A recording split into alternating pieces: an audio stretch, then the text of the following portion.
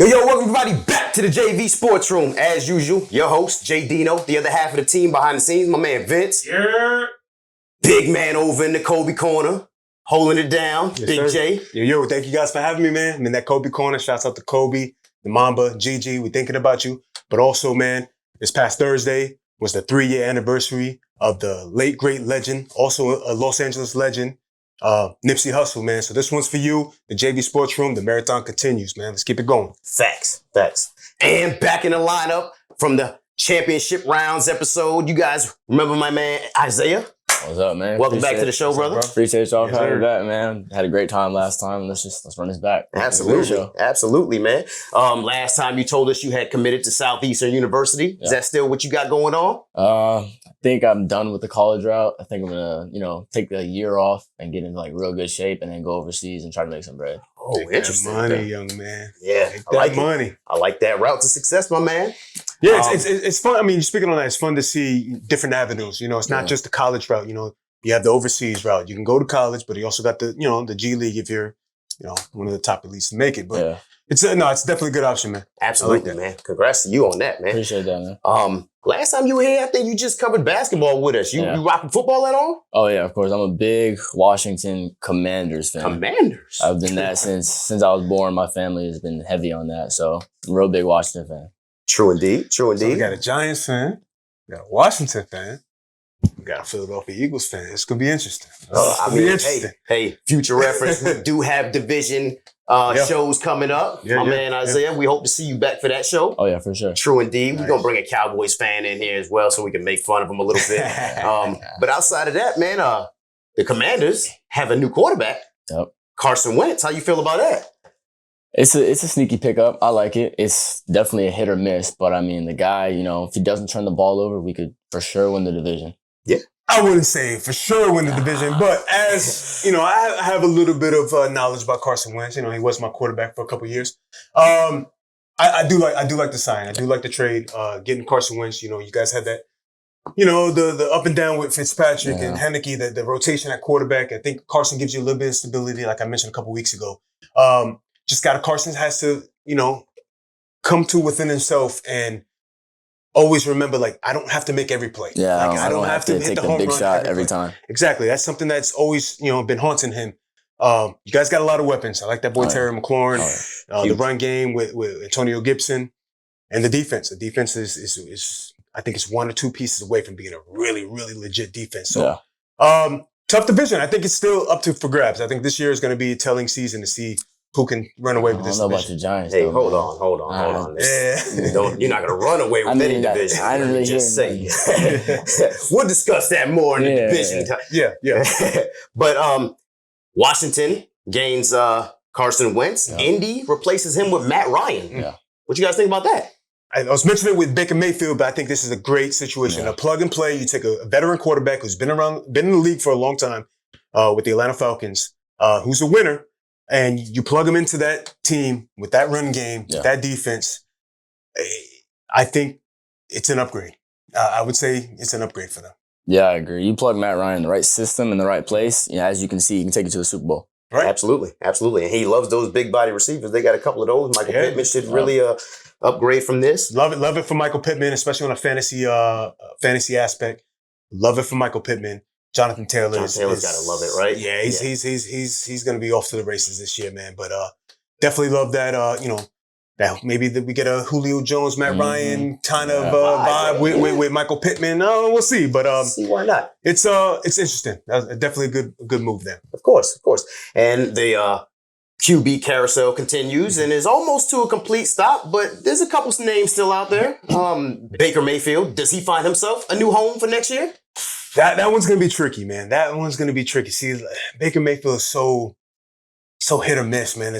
You either really like Baker or you really don't like Baker. It's really no in between. It feels like you still look at teams out there like Seattle. Seattle can potentially use a player like Baker Mayfield. We'd all know what Drew Lock can bring to a team, and I think Baker would be an upgrade there. I don't see why not. There's a few teams out there that still need a quarterback. Then there's also Jimmy G.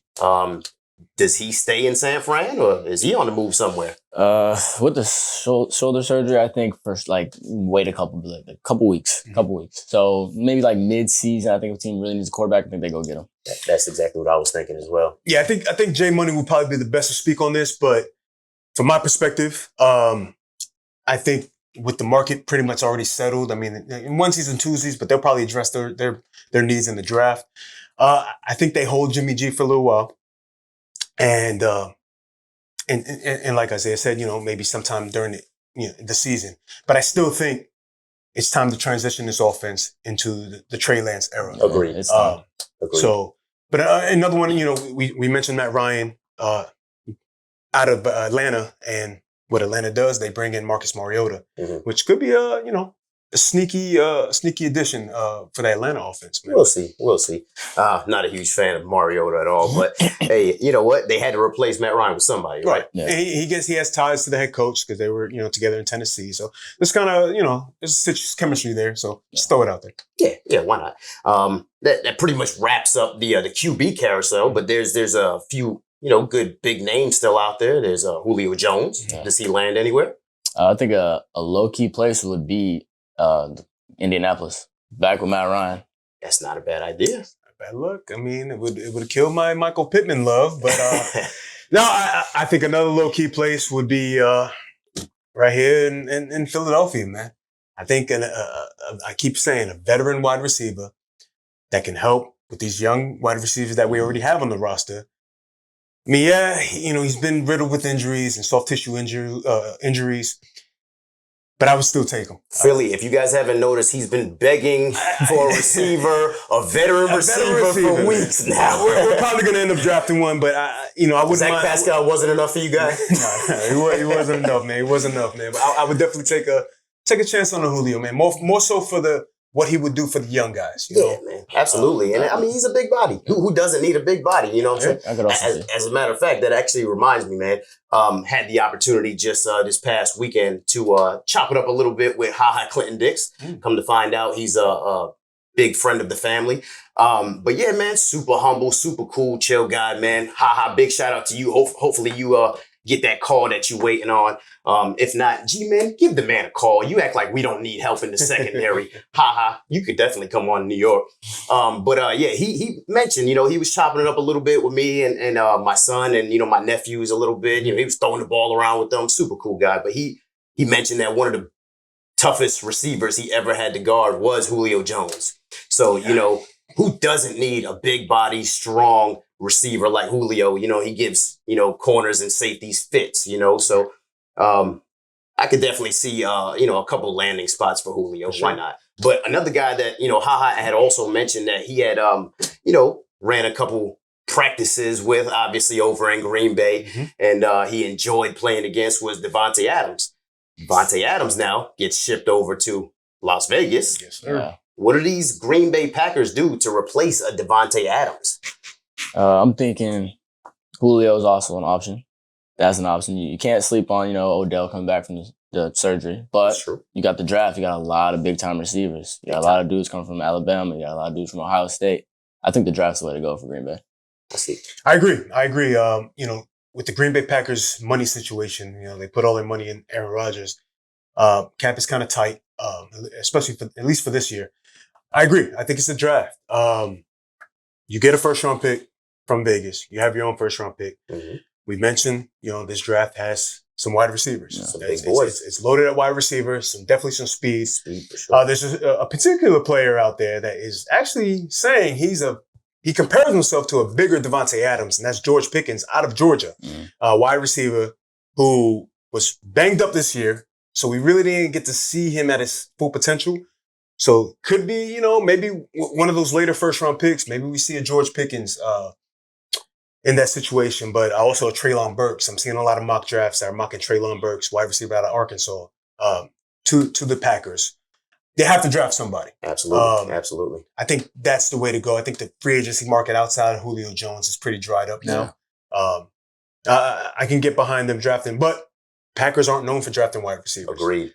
So at least in the first round. So it's going to be interesting to see how they move around this. You lose Adams, You also lose Marquez Valdez-Scantling. Yeah, he's over with the Chiefs now, right? Yep, and you lose Randall Cobb. So they're out all of their wide receivers. So it's any man's game right now. I definitely agree. They have to address it. 2 first-round picks in the draft. You might as I think 22 and 28. You better use one of those on a receiver. Maybe both. All right, well, another wide receiver that actually saw Devontae Adams soak up some big money, and he felt like he was going to need it too sometime soon, told the Chiefs, I need a new home next season. Yeah. And then TYREEK ends up in Miami. Woo! Blockbuster deal, man. TYREEK Hill of Miami Dolphins for a first-round pick. What else was involved in that? It's a total of 5 picks. You got a 22 first-round pick, number 29. You got a second-round pick in 2022, a 4th, and then a 4th and a 6th in 2023. So a total of 5 picks.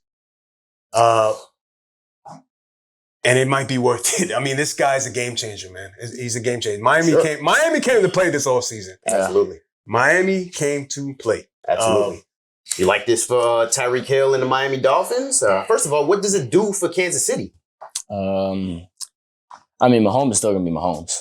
So, I mean, who it hurts the most, I think, is Travis Kelce. He's going to see a lot more double teams. But at the end of the day, they're still going to compete in that division, no matter what, because of the man under the center, Patrick Mahomes.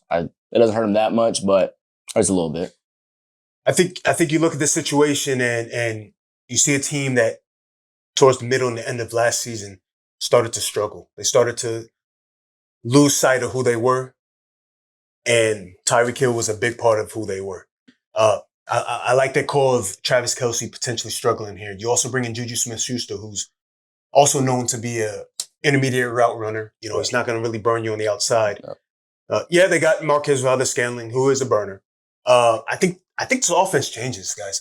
I seriously think they're looking. You know, you give Mahomes the money. Now it's on Mahomes. Hey, are you a product of what you had, or can you carry us to the future? You know, it's hard when you pay a quarterback top dollar to really put a team around them. So we'll see if Andy Reid and the boys can get kind of creative in what they can come up with. But look to them. You know, a lot of mock drafts out there have them, selecting a wide receiver as well. Agreed. That's exactly where I was going with it. Now they got 2 first-round picks. Exactly. So maybe Jameson Williams, coming off the ACL tear in Alabama, he's another one. Man, it could be interesting, man. Yeah, or if they need a speedster, I like Chris Olave for them. For sure. If they really need a speedster on the outside. But I definitely think that, this changes KC a lot, especially in that tough division that we've been mentioning. That division has got so intense. And there were a lot of people already saying that they may be the weakest team in that division now. And then you go and you trade, one of your home run hitters. It's tough. But for Miami, what does this do for Miami? That definitely improves a lot, especially in that division they're in. I think they could definitely, I don't think they'll win the division, but they push New England to that second spot. So maybe a playoff team for sure, though. I can see that. Yeah, it's a huge addition, man. Like I said, Miami came to play. You're bringing in a player who in his career has over 400 receptions, 479, over 6,000 yards and 56 touchdowns. I mean, this guy is a game changer. He can take the tops off your defense. He forces you to play honest. You got to have your safeties playing back because he can burn you. Burners. It's going to be a lot of 305 take it to the house. And he grew up in Miami, so he's pretty much coming home. He had a choice. KC said, hey, we have 2 offers, one from Miami. I forget what the other team was. And he chose Miami. Yep. So he looked at the situation. He looked at Tua, and now I'm looking at Tua. And the world is looking at Tua. The world is looking at Tua. It's time for Tua. This is his opportunity. You either make it or you break it. Yeah. You either it or you're not, because the big thing about this deal that I like is they kept their 2023 first-round picks in their back pocket. Agreed. So if Tua isn't the answer, if he doesn't perform, they can go ahead and draft a quarterback next year. Agreed, man. Agreed. Tua obviously was probably one of the biggest winners in free agency, right? Yes. I mean, it's safe to say. Who else did you guys think were winners in free agency? The Cleveland Browns. Oh, of course, right? Yeah. You pick up Deshaun Watson, who could be easily a top 5 quarterback. You get Amari Cooper. Mm-hmm. You still got a top defense. You still got the best O-line in football. And you still got the best running back in football, in my opinion. Yeah. Two really good running backs and Kareem Hunt as well. So I like the Browns situation, but I mean, going back to Miami, I really like. I'm gonna say it again. Miami came to play. You bring in TYREEK Hill. You sign the best offensive tackle in free agency, available in free agency in Armstead, coming over from the Saints.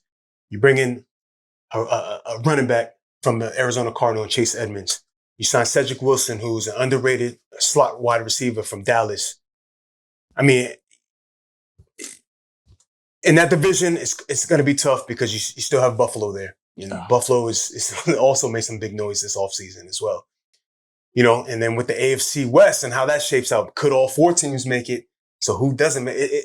AFC is going to be crazy, man. But definitely like the Browns, definitely like what Miami did. Another addition. The Chargers. The Chargers. That was exactly where I was going to go. Mm. You get J.C. Jackson, bring in Khalil Mack. Huge. You re-signed your guys, you know, Mike Williams. Herbert's only going to get better. Herbert's, yeah, exactly. It's scary, man. It's scary what the AFC did. I mean, AFC won this whole offseason, I say. Yeah, but another guy that you mentioned earlier that should have a huge upgrade is Michael Pittman. Obviously, I like what he did, but somebody else who I like that literally did nothing in free agency and won so much. That boy from Fresno State, Derek Carr, man, getting his boy Devontae Adams, and all he had to do was just make a couple calls. Hey, Devontae, come on over here, you know. And obviously, you know, Devontae has said that before, that, you know, he's been in communication and, you know, since Fresno State with Derek Carr. And it just ramped up a little more this offseason to the point that he said, hey, let's play together again. So shout out to Derek Carr, man. Did nothing and won almost the most. I watched the press conference introducing Devontae Adams, and he said, like, and I didn't realize this, that him and Derek Carr used to train every offseason until they moved to Vegas. And that's when things kind of got, you know, disconnected. But they trained every offseason together. They are, you know, former college teammates. So, man, that AFC West is crazy, man. Holy. Yeah, it is, man. Any losers in free agency?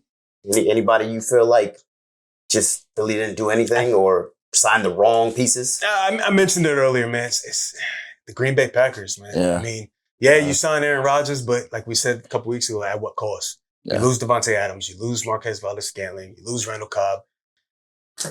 The money situation's tight. That's my big loser. Yeah, Green Bay, or I would even say Dallas. I mean, they lost some, you know, pass rushers. Yep, it's true. So, and you lose Amari Cooper. Huge. When does Gallup come back? So it's all on CeeDee Lamb right now. Yeah. You're going to have to trust in some of these young guys and, you know, hope that they can step up for these veterans that they lost. Yep. And another team that, you know, they kind of won and lost at the same time. I think the Bucks. The Bucks, you know, they got Tom Brady back, obviously. They held on to Godwin. Brought in Russell Gage, right? But then they lose Bruce Arians as a coach. Is that really a loss, though? I would say no. Similar to, you know, Peyton Manning's offensive coordinator or LeBron James head coach. Head coach of Tom Brady, I mean, maybe you could say Bill Belichick, but Tom Brady's going to be, you know, his own head coach. He's not going to really, he doesn't need Bruce Arians to guide him. I like what Todd Bowles can bring. You know, he's a veteran head coach. He has head coaching experience. He's a commander of that defense. Right. I think he just slides right in. He doesn't do too much. You know, let Tom Brady run the show, and the Buccaneers will easily win this division. I mean, Bruce Arians slides to the front office. He'll still be involved some way, somehow, but I think technically the head coach title would be off of him. So, I still think it's Tom Brady's offense, Tom Brady's team. The GOAT will carry them where he wants. All right, so we're going to cross over into basketball. But we usually slide into the NBA. Before we do that, I see you got a Duke Blue Devils jacket on here. Dookie Blue. We're going to make a pit stop in New Orleans and chop it up about this NCAA tournament here. Yeah. Final Four, Dookie against the Tar Heels. I mean, safe to say I know who you're rooting for, right? Yeah, definitely do. This is the first time they've matched up against each other in the March Madness tournament. And I'm obviously going Duke for multiple reasons. Duke has too much firepower. They got 6 guys averaging double figures. And they have, in my eyes, the number 1 pick, Paulo Banchero. He's averaging 19 a game. He can facilitate if you need him to. He can post up, knock down the midi. Dude's tough. Love the way he's taking over games, man. I mean, you don't think Armando Bacot might have something to say about that over in UNC? He could have something to say about that, but we got a big man over in Duke called Mark Williams, leads the ACC in blocks. So true indeed. Yeah, we got Duke and Carolina. Right now, the line is -4. Duke's -4.5. And with the Villanova and Kansas, we got Kansas is -4. So Vegas has Duke and Kansas in the championship game, man. But I have Duke all the way. Early in my brackets, I had Duke going all the way. I actually had Duke and Kansas.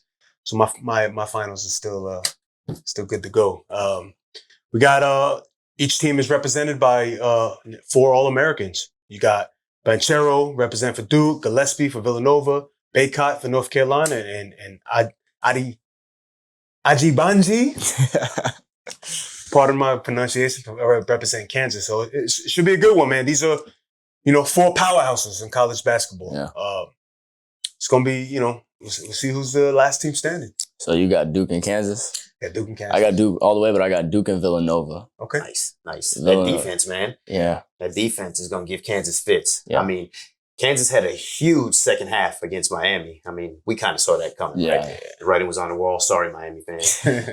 But huge second half. They're an offensive powerhouse, but I think, defense takes over this game, man. And I got Villanova and Duke myself. It's not even just defensively. I mean, it's going to be a tight game all the way. And it's going to come down to free throws. And Villanova, as of right now, will break the record for best free throw percentage at 83%. Huge. So it's going to come down to that. And Huge. And then, Kansas turns the ball over a lot because they like to get up and down. Mm-hmm. That's not going to work and against Villanova. That tough Villanova defense. Yep. Agreed, man. But yeah, man, good luck to your Duke Blue Devils in this Final Four tournament. We're going to jump on over to the NBA and talk about some of the top seeds in the NBA. We talked about the Final Four and, college, but the top 4 in the NBA in the East are pretty tough, all separated by 2 games. Yeah. Who you like in this NBA Eastern Conference? I'm going to go Miami gets that 1 seed. Mm-hmm. I think Milwaukee stays at 2. I think it stays exactly the same. Philly 3. I think Philly is lucky, gets that 3 seed and avoids Brooklyn at all costs. And with that Robert Williams injury, Boston stays at 4. Okay. Yeah, agreed, man. I like that. I like that a lot. It's funny, man. It's like, who's gonna draw that lottery ticket? Who's gonna get lined up with Brooklyn in the first round? Who wants that? Who wants it? So, like you said, that sweet spot might be that 3rd seed. Might be that sweet spot to avoid Brooklyn. Yeah, because unfortunately, the play-in tournament is obviously gonna be after the regular season. Right. So the top seeds are gonna be seeded, waiting for that first round matchup, and a lot of teams are starting to look over at Cleveland. Yeah. Like you did a few weeks back, Big J. Hey, man, I'm just here, man. I'm just here. You know what I mean? Those Cleveland Cavaliers are sliding. Hey, they were sitting pretty, at 3rd or 4th in the East. And then a couple weeks back, I said, man, they're going to drop, maybe around that 6, 7 range. And you think they're going to drop that many? All these spots? They started looking at me sideways and, who falls out? I'm looking at one team that kind of looks like they don't belong. Say it out loud. We do have some. Say it out loud. Don't do it. Say it out loud. I'm just look. Hear me out now. Here comes the arrow is pointing up for these Cavaliers, but when I look down the list, come on, man, of these standings, and if we're gonna say that Brooklyn is not the 8th seed and it's gonna be higher, there's one team that might not make it, or won't make it for sure, but looks out of place. Maybe 2, maybe Toronto. I was about to say, what are you going to say? You're not going to say, you're going to sit here and tell me I'm going to say Toronto, but the Cleveland Cavaliers. How you skip 6 teams to go to Toronto? Cleveland before because you boys are here and I'm feeling that feeling that, and that Cleveland energy. So Toronto don't even got fans right now. So they really not going to have no choice. But they're hooping though. I don't like play Fred VanVleet, Pascal Siakam's hooping, but Cleveland Cavaliers, they're young. If I'm looking at it, here it comes. The Nets swap with Cavs. Now we look like we supposed to be there. We're not swapping. We're not dropping that low. What's the issue with the Cavs? The experience? Just young, inexperienced, young. Hey, cream rises to the top, and Cavaliers plummet to the earth. Right now, if the play-in started today, it would be the Cavs versus the Brooklyn Nets. And then it'll be the Hornets versus the Hawks. So, hey, man. Cavaliers. All I'm saying is if that ends up being the scenario, I'm going to go on record to say Brooklyn's going to be in the 7th seed, right? And Cleveland, you guys are going to struggle to stay in these playoffs. All I can say is, man, good luck. Yep. You guys have been sliding. Another team that's been sliding over in the West, though. Over in that Kobe corner. Yeah. Them Lakers, man. I mean, we talk about them a lot because we have to, right? It's a surprise that these Lakers, with all this superstardom and Hall of Famers on their team, how can they possibly be struggling to stay in the play-in tournament at this point in time? Health-wise, easily. When you have LeBron James early on miss games, and then he comes back, you play maybe 2 games healthy, then AD goes down. They just can't stay healthy. That's the only problem, I feel like. But can you ever trust AD to stay healthy? Is the real question. I mean, can you trust anybody to stay healthy? But I mean, yeah, you can trust him to stay healthy. Just next year, he'll be fine. He put on some more muscle. Unfortunately, he landed on Rudy Gobert. And you can't do nothing about that, so. But that's next year. This year, though. This year. What's going on with these Lakers? Do they stand a chance? If healthy, yes. If not, no. I mean, you look at these Lakers, I don't even think it matters if healthy, if not. You look at these Lakers, this is a disappointment. I mean, this is the Los Angeles Lakers. Yeah. If there wasn't a play-in, we're not even talking about the Lakers. This is fact. So, let's speak on that. This is a bad team. It's a bad team. It's a shame on the organization to go through a season to get past the trade deadline and not address the needs of the team. They did nothing to address the needs. You go into the offseason, you bring in Russell Westbrook. Were they surprised, that he's not shooting, or what did they think they were going to get? I don't understand. It's a bad team. I wonder. I'm not even worried about that. The other day they were out, now they're in. This is a loss for the Lakers at the end of the day. Even if they get in, like we mentioned during the live show, they got to see Phoenix. Phoenix in the first. You know what I mean? So are they? What's the end game? Does Phoenix want to see a healthy LeBron and AD? They did last year, and they were down 2-1, and then AD went down. So I mean, you don't want LeBron and AD to get in the play-in with some rest. I guess that's true, man. So you're telling me Lakers Phoenix first round? You got the Lakers? If those two are AD healthy. and LeBron are healthy, you got the Lakers winning. Yes, man. That's huge, man. That's huge. Nobody has proven to stop them when they're healthy together. Okay. Last time they're healthy together, they won a champ. Okay. So. All right. Well, we won't hold our breath when it comes to AD and LeBron's health. Right. But somebody that did just come back from injury, also in LA, but for the Clippers, PG-13, Yep. big comeback win in his first game back against the Utah Jazz. Yep.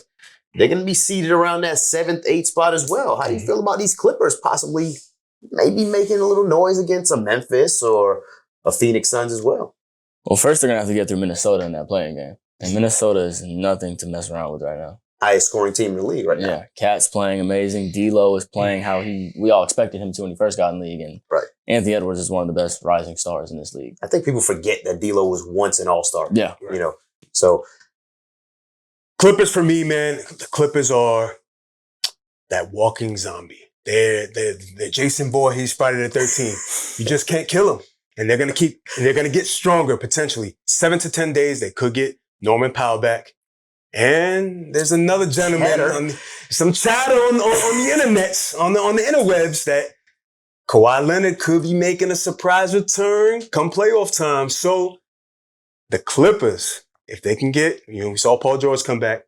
If they can get Kawhi Leonard to come back, that's a whole other team, man. it's Friday the 13th. Watch out for these Clippers because they're going to be coming. That's Pause. the same as Lakers. Those two are healthy. They can beat anybody. Right. Yeah. So I For guess sure. when it comes to that 7th, 8th seed, it's really going to come down to health. Yeah. See who gets in this playoffs and who gets, in this playoff most healthy. And then I guess at that point in time, Phoenix and Memphis will decide if they need to worry or not. Memphis ain't worried. Yeah, no. I'll tell you that. Memphis not worried about nobody. Not even Phoenix. Is that still? I know we brought you in on the championship rounds, and actually in your championship round, which is technically the finals, you had Memphis in there. Is Memphis still your finals pick? They are my finals pick. Are they your championship pick? Yeah, all the way. Mm. John Morant all the way. They are showing that they can beat good teams without their best player. So when you plug them back in, it's even worse. Why not Memphis? So I love it. who can stop them? I love it. It's a grit and grind kind of team. Can't beat that. This is true. I know you mentioned your boy Jaren Jackson Yep. earlier, leading the league in blocks. He should be considered defense player of the year. He's definitely in the argument for sure. Yep. A couple weeks back, I even said it. You know, Ja Morant is playing out of his mind right now. We've seen the step up in Desmond Bane's game and the addition of Steven Adams.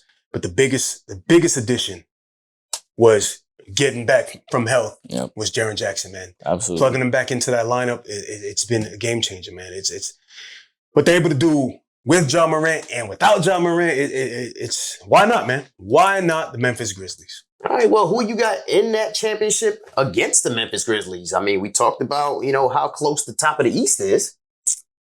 Man, it's tough. It's so tough. I want to say Boston, but again, Robert Williams is out. That's the biggest thing about Boston for me is, that's what hits me. he can be in the conversation for Defensive Player of the Year too, right? He's, one of the top in the league in shot blocking, but losing him is huge. And I think they said the earliest they'll be able to get him back is late second round. So they got to do some work to even, possibly consider being in contention at this point in time. So considering Robert Williams been out, I'm gonna go Brooklyn. Brooklyn. It comes down to who has the best player on the floor. And in the East, KD is the best player over there. I agree. I actually heard something the other day, and they said the Kyrie and KD duo is one of the most unstoppable duos in history. It is. One. God forbid both of them got it going. I mean, one of them got it going is worse enough. Because, think about it. They are two of the most unstoppable players in this league, if not the two most, right? Yeah. It's super efficient as well. It's hard to argue, but I like that Brooklyn and Memphis finals. That could be fun, man. That's a fast pace. I know Big J actually had Memphis in his finals as well. Memphis, yeah. Still feeling Philly over there in the finals with him? I'm still rocking with Philly, man. Joel Embiid is still playing at MVP level. Is he the MVP? I think it's Joel's award to lose, man. I seriously, and I'm going to stick with that. It's Joel Embiid's award to lose. I think he's third in the race. I got Luka at 1 and Jokic. Luka needs some respect. I can get behind the Luka noise. I can get behind that because they are, they're both third in their conference. Luka's pretty much doing it by himself. 28, 9 and 9, I think. The Jokic noise, I would argue that, I feel like you have to have your team in that upper echelon, the upper top 2, top 3 seeds to be in that conversation. But even then, he's still also kind of doing it by himself. I hear you on that. I think Joel Embiid is on a mission, and does it end with a championship? That is TBD. TBD. It's going to be difficult, man. Getting out of that East is going to be very difficult. Whoever comes out of that East, I'll tell you this, is going to earn it for sure. If you can make it through that gauntlet, the biggest issue may be Toronto. Believe it or not, like going to Toronto. Mm-hmm. Are your players vaccinated or not? That may be something that bites some of these teams in the butt. That could hurt a team like Brooklyn, Boston, Philly. Right, it's true. It could hurt. And then there's also those Golden State Warriors, who I actually had as in my championship, but they're struggling without their MVP caliber player. Even though Jordan Poole has stepped up, he's actually has 14 straight games of 20 or more points. But without Steph Curry, Golden State is sliding right now too. Yeah. They could possibly fall all the way to 4 or 5 and lose out on some home court advantage, right? Yep. I agree. You lose Steph Curry, this is the trend. You're going to lose some games. I see your Jordan Poole, but for what? They're still losing games. Yeah. It's tough. But a healthy Steph, and now we're talking. Now Clay and Draymond. Now we're talking. How you feel about these Golden State Warriors in playoffs? First round, they'll win the first round, obviously, against the Nuggets. Against your MVP. But once you get to Memphis and Phoenix, that's where they stop. Yeah. That's the end of the road. Yep. It's really going to come down to their health. It's going to be how healthy. Yeah, they could be healthy, but how healthy are they? Yeah, Clay's been back 20-something games now, and now him, Draymond, and Steph have played a total of 11 minutes together. Right. Top of the West is going to be tough, for sure. Mm-hmm. It's going to be tough, because of that addition of the Memphis Grizzlies, man. That they just throw a wrench in the game. I think outside of the top 2 seeds, it's a big gap. For sure. All right, gentlemen. Well, that's all the time we got for today. Big J, appreciate you holding down that Kobe Corner. Yes, sir. You already know. Hey, I know you guys watching the Final Four on Saturday, but don't forget WrestleMania. this weekend, Saturday, Sunday, gonna be a banger. Banger. And Isaiah, appreciate you coming through, blessing the show again with all Appreciate the y'all, man. facts and content, man. Good luck to you and your future endeavors in Europe, man. Appreciate that. And thank y'all for having me, man. I mean, all y'all watching out here, keep watching. This is going to be the best sports show. So keep watching, keep telling all your friends, family, all that. You heard it first. Let's go. Like and subscribe. Yes, Hit sir. that button, man. Thank you guys for watching. Make sure you continue to like and subscribe. Follow us on Facebook, Instagram, and Twitter. And obviously, check us out at sportjv.com. And if you want to support the show, $ JVSPORTSROOM. And we got a quote for you guys from Nipsey Hussle. Luck is being prepared at all times. So when the door opens, you're ready. Thank you guys for watching.